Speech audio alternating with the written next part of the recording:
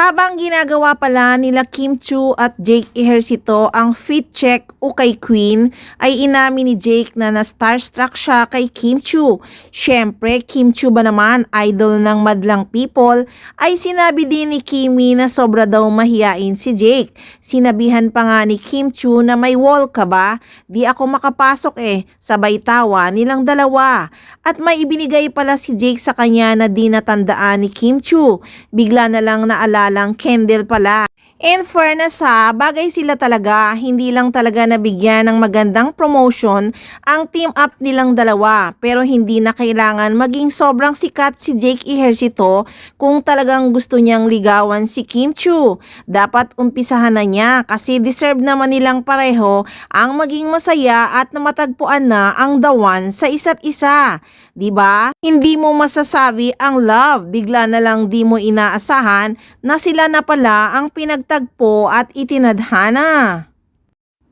Pero may nakalap na chika na si Jake Ejercito ang dapat katambal ni Kim Chiu sa What's Wrong with Secretary Kim.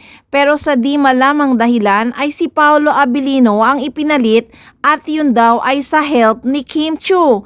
Kaya daw talagang na-disappoint si Jake Ejercito. Kaya pumunta ng Amerika ang aktor. Hala, totoo kaya ito? So alamin natin sa comment ng isang fans.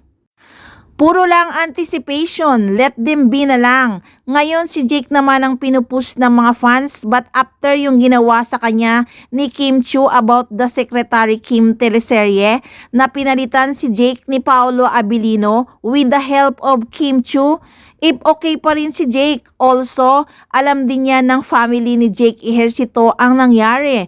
That's why pumunta silang lahat sa US para makarecover si Jake sa malaki na disappointment. I don't think that they will welcome Kim with open arms because of what she did.